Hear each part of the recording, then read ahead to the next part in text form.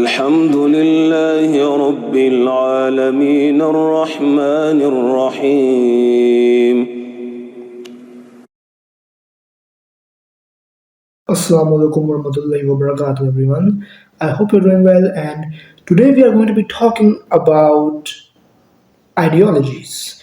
Now, you all know that we have discussed ideologies, many ideologies on this channel, whether it be Zionism, nationalism, communism, etc.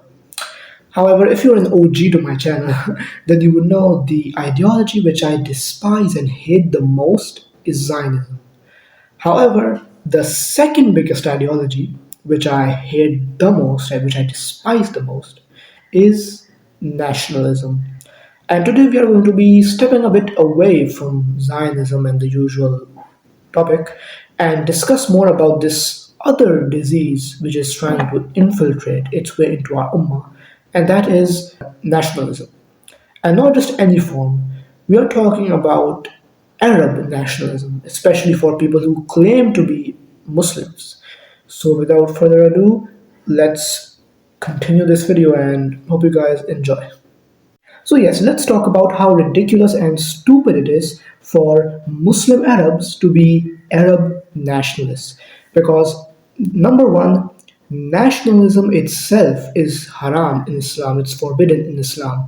As you can see in this hadith, the Prophet forbids it strongly. And let's not forget, in the last sermon of Muhammad, he quote unquote said, nationalism is under my foot. So I always fail to understand how you can claim to be a Muslim and also be a proud Arab nationalist. I genuinely do not understand this. So yes, that's the first major flaw of someone who claims to be a Muslim and then also claims to be an Arab nationalist. The second major flaw of Muslim Arab nationalists is that I've always seen them have this sort of superiority complex over other Muslims. They will think that Arabs are the real Muslims and that Turks, Pakistanis, Indians, Russians, Europeans, Indonesians, people from Philippines, etc., all these people are fake Muslims.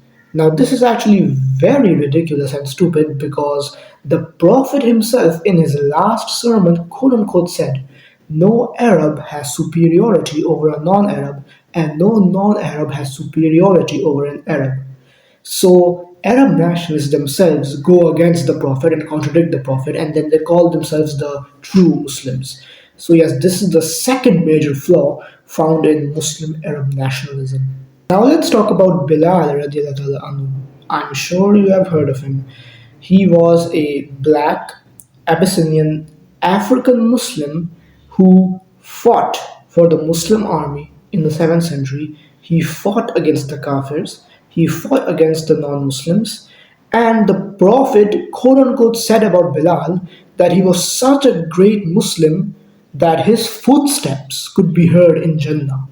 His footsteps could be heard in Jannah.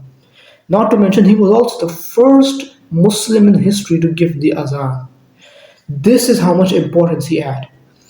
My question to Arab nationalists is that was Bilal an Arab?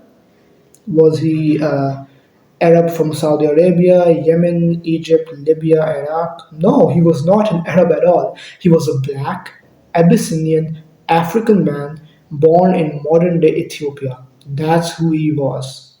So, yes, that's really confusing to me. If you guys are the real Muslims and true Muslims, then how did Bilal radiallahu anhu be so praised by the Prophet and enter such high ranks of Jannah despite not being Arab but being Muslim? So, yes, that is the third major flaw of Muslim Arab nationalism. Now, the fourth major flaw of Muslim Arab nationalism is that they claim Islam came only for Arabs. Islam did not come for anyone else, and it has always been for Arabs because the Quran is in Arabic, Muhammad Sallallahu Alaihi Wasallam was an Arab, etc. That's what they claim. However, what they fail to realize is that Adam al Islam, the first man created by Allah subhanahu wa ta'ala, he was not an Arab.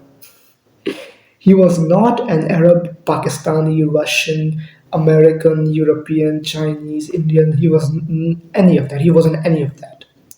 He was just a human being made by Allah subhanahu wa ta'ala. So where did this idea of a superiority complex even came from? Because the father of all of us is a non-Arab man. So where did it come from? It definitely did not come from the Quran. So yeah, this is also a very ridiculous thing. They claim to have a superiority complex, but then forget that their father, Adam alayhi salam, was also not an Arab. So yes, this was the fourth major flaw in this disease known as Muslim Arab nationalism. Now, fifth and last major flaw in Muslim Arab nationalism, and which actually debunks uh, Arab nationalism or Arab superiority complex in general, is that the Quran claims it came down for all of mankind. Yes, the same Quran these Arab superior nationalists claim to follow, this same Quran claims that Islam came for all of humanity. So you want to be a Muslim Arab nationalist and claim it's only for Arabs, we are the real Muslims. Okay, then you're not a Muslim, you're a kafir because you're going against the Quran, which says that it came down for all of humanity.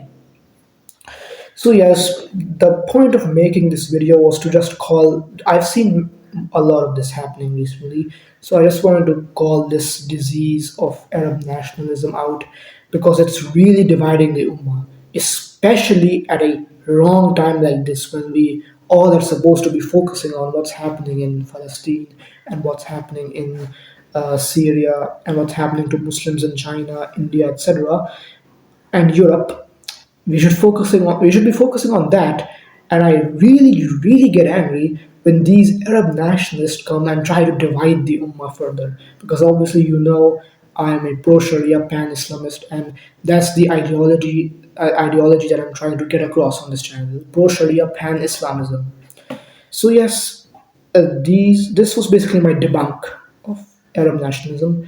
I hope you guys enjoyed this, and as always, stay away from communism, stay away from nationalism, stay away from Zionism, and all other false ideologies out there. Embrace the Sharia, embrace pan-Islamism. Assalamu alaikum warahmatullahi wabarakatuh. Jazakallah khair. الحمد لله رب العالمين الرحمن الرحيم